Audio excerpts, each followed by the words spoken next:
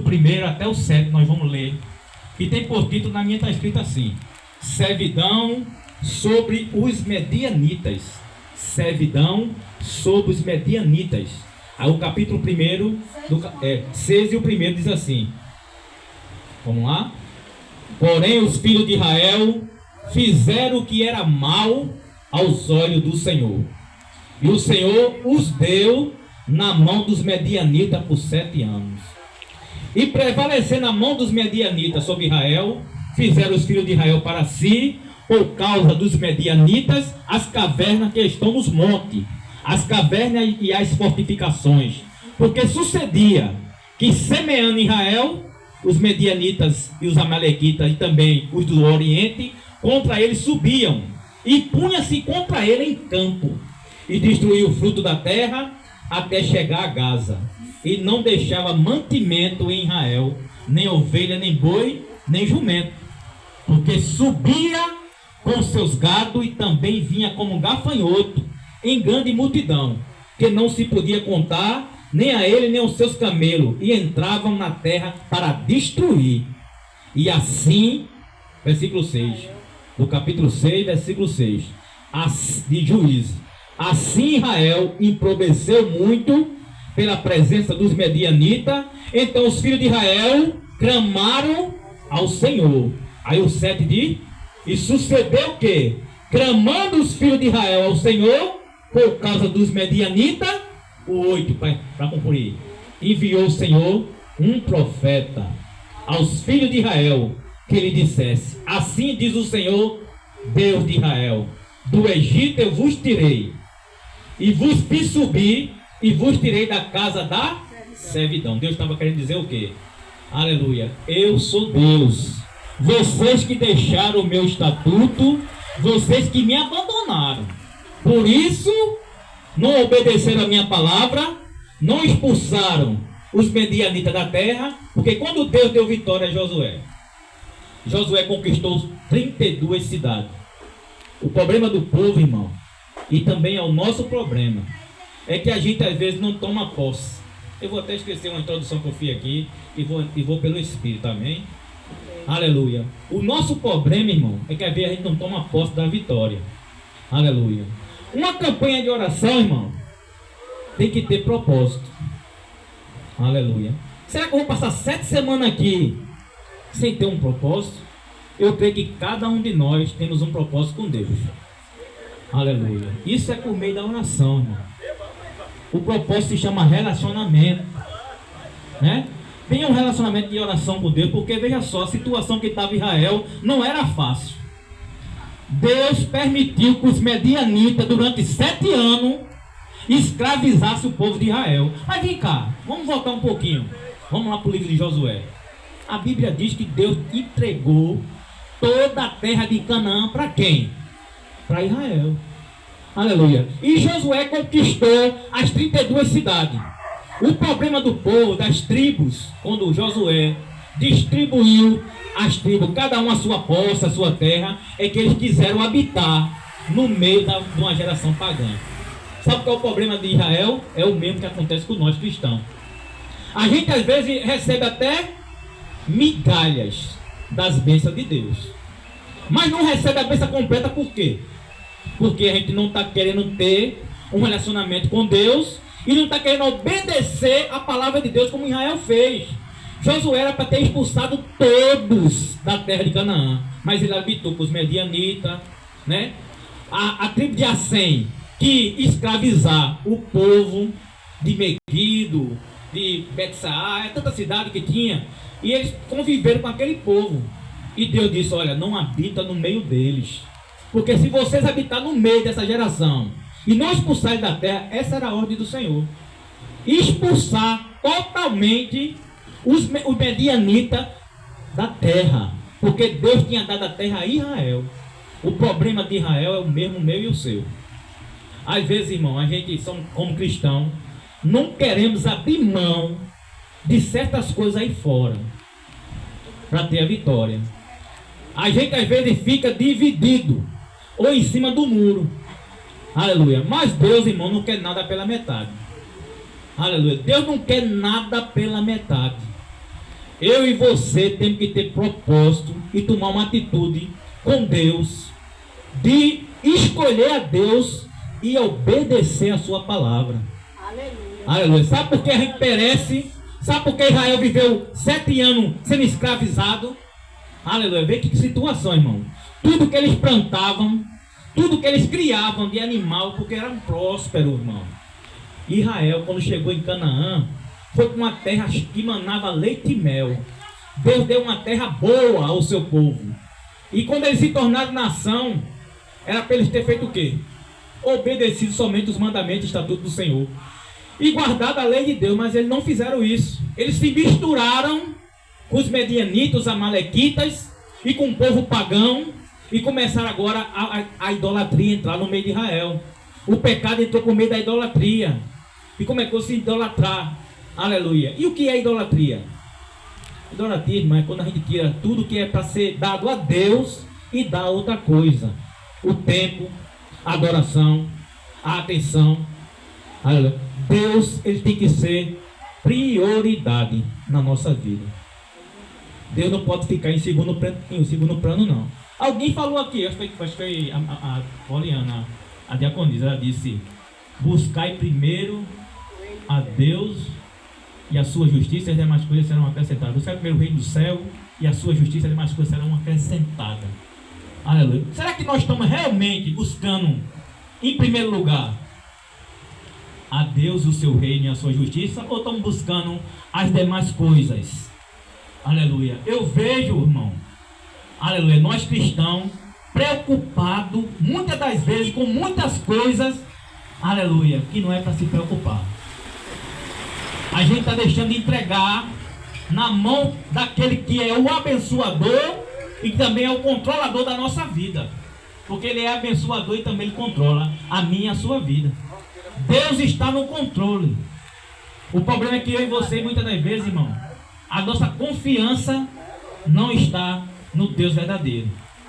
Essa é a verdade. Eu falo, isso acontece comigo também, irmão. Aleluia. Eu não existe super crente, não. Qual de nós, quando está passando por uma prova, uma dificuldade, a gente não olha mais para o problema do que para o Deus Todo-Poderoso? Porque veja só o que o versículo 7 diz: o povo vivia, irmão, escravizado e cavaram nas cavernas.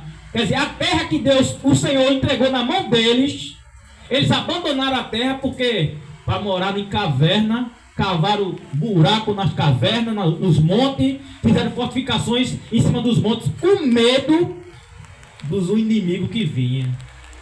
Aleluia. E quantas vezes eu e você faz do nosso problema e corremos, tememos e não confiamos em Deus? A gente é diferente de Israel. É fácil apontar e dizer assim: não, Israel falhou demais com Deus. Mas a história de Israel, irmão, serve para mim e para você como ensinamento. Aleluia. Porque esse povo aqui é o povo de Deus, é o povo escolhido. Aleluia. A igreja hoje, aleluia, é a Israel de Deus, é o povo escolhido por Deus. Mas nós estamos passando pelos mesmos declínios espirituais. Estamos passando pelas mesmas, aleluia, vou dizer assim, as mesmas coisas, só de modo diferente. Estamos em século 21, em pleno século 21, mas cometendo os mesmos pecados que há 4.000 anos atrás Israel cometeu. As mesmas falhas, as mesmas dúvidas, porque, irmão, era tão fácil. Depois que Deus entregou tudo na mão de Israel, Israel agora está só comendo de migalhas das bênçãos. Você até quando vai querer viver de comer de migalhas de bênção? Você serve a um Deus que é dono da bênção completa. Então não se conforme com as migalhas. O mal meu e seu é que a gente se conforma às vezes com as migalhas, com coisas pequenas. Saiba que o seu Deus, o nosso Deus, é grande e só faz coisa grande. Não se acomode nesse estado espiritual que você se encontra. Aleluia. O nosso problema é esse, irmão. A gente se acomoda. A gente não quer orar mais, a gente não quer consagrar mais, a gente não quer jejuar mais. A gente tem tempo para quase tudo. Aleluia. Mas não tem tempo mais para fazer uma consagração, não tem tempo para fazer um jejum. Aleluia. Uma vez na semana, irmão, tem pessoas que... Eu estava vendo um testemunho de um pastor, que ele disse que, aleluia, que as coisas começam a mudar depois de 7 dias de jejum. Eu nunca fiz, eu sou sincero, eu faço jejum uma vez por semana. Eu digo, mas esse homem não aguenta, será que esse homem está mentindo? Deus me perdoe. Eu falei até isso. No vídeo, né? Ele está falando no vídeo. Ele disse, ó irmão, depois de 7 semanas de jejum e oração, aí começa o lado espiritual a aparecer. Aí a gente já começa a ouvir, aleluia, a palavra de Deus ser revelada na nossa mente. Aí eu disse, será que esse homem está mentindo, Jesus?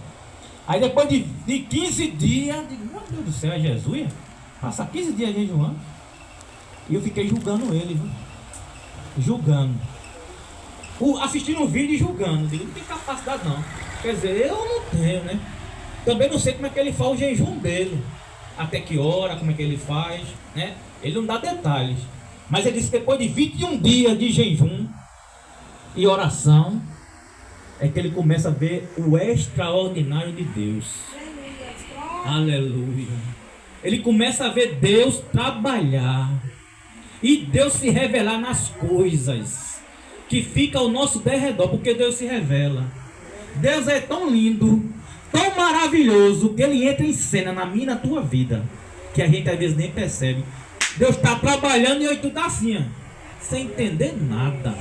Oxe, o que está acontecendo? Que reboliço é esse na minha vida? Aleluia. É porque para Deus dar vitória, irmão, Ele tem que fazer feito com Israel.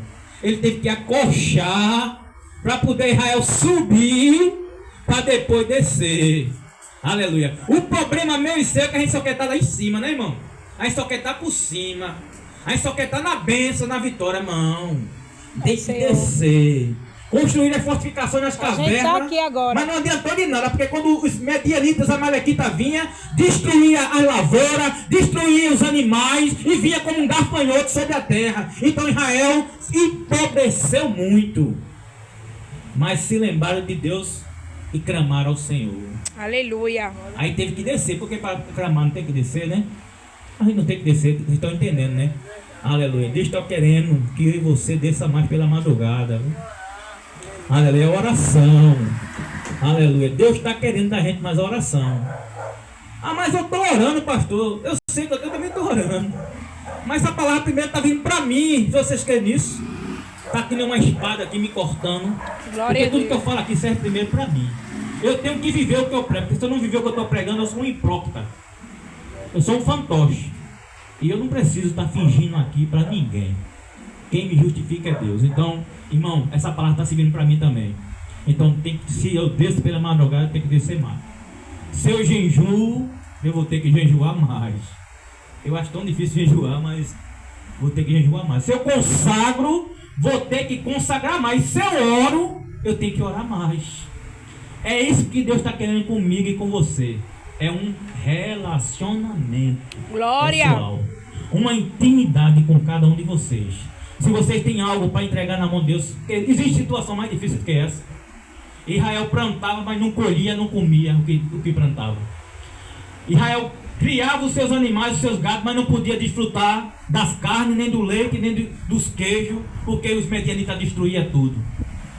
Então a Bíblia diz que a resposta de Deus, aleluia, para Israel veio através de um profeta, que fez com que o povo se lembrasse daquele Deus lá de trás, que tirou o povo da escravidão e operou milagres extraordinários com as 10 pragas, abrindo um mar vermelho. Depois Josué recebe o cajado da mão de Moisés e é sucessor. Deus guarda Moisés, mas a obra continua, irmão. Aleluia. Deus guardou Moisés, mas a obra ainda continua. O cajado foi passado para Josué. Tu quer a coluna agora? Era os dois, mas agora é a senhora. É o esteio da casa. E não se preocupe não, que a senhora vai viver muito ainda. Tem muita estrada ainda pela frente. Ó, o pãozinho que está sendo servido nessa mesa hoje é para te alimentar.